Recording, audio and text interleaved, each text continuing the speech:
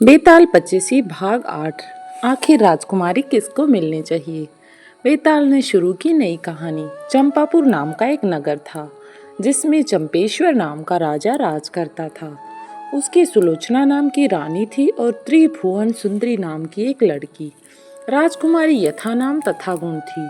जब वह बड़ी हुई तो उसका रूप निखर गया। राजा और रानी को उसके विवाह की चिंता हुई। चारों ओर उसके रूप की खबर फैल गई। बहुत से राजाओं ने अपनी अपनी तस्वीरें बनवाकर भेजी, पर राजकुमारी ने किसी को भी पसंद नहीं किया। राजा ने कहा, बेटी कहो तो स्वयंवर करूं, लेकिन वह राजी नहीं हुई। आखिर राजा ने तय किया कि वह उसका विवाह उस आदमी के साथ करेगा जो रूप, बल, ज्ञान इन तीनों में बढ़ चढ़ा होगा।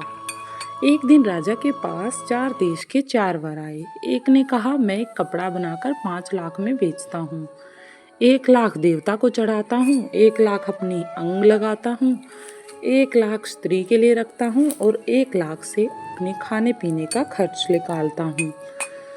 इस विद्या को और कोई नहीं जानता। दूसरा बोला, मैं छल थल के पशुओं की भाषा जानता हूँ और उनके अनुसार कार्य करता हूँ। तीसरे ने कहा, मैं इतना शास्त्र पढ़ा हूँ कि मेरा कोई मुकाबला नहीं कर सकता, मुझ जैसा कोई और नहीं हो सकता। चौथे ने कहा, मैं शब्द वेदी तीर चलाना जानता हूँ। अब राजा ने सबकी बातें सुनी। उसे भी तो अपनी पुत्री का विवाह किसी से करना था। चारों की बात सुनकर राजा सोच में पड़ गया। वे सुंदरता में भी एक से एक बढ़कर थे। उसने राजकुमारी को बुलाकर उनके गुण और रूप का वर्णन किया, पर वह चुप रही, कुछ न बोली। इतना कहकर बेताल बोला, राजन तुम बताओ कि राजकुमारी तुम्हारे अनुसार किसको मिलनी चाहिए। कौन होगा राजकुमारी का वास्तविक वर। राजा बोला, जो कपड़ा बनाकर बेचता है वह शूद्र है, जो पशुओं की भाषा जानता है वह ज्ञानी है, जो शास्त्र पढ़ा है वो ब्राह्मण है, पर जो शब्द वेदी तीर चलाना जानता है वह राजकुमारी का सहजातीय है और उसके योग्य है।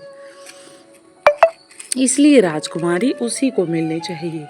इतना कहना था कि बेताल तो फिर से गायब हो गया।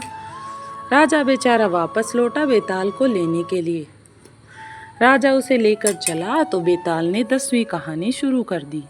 ये थी विक्रम और बेताल की छोटी सी स्टोरीज पसंद आ रही हो तो वीडियो को कर दें लाइक और चैनल पर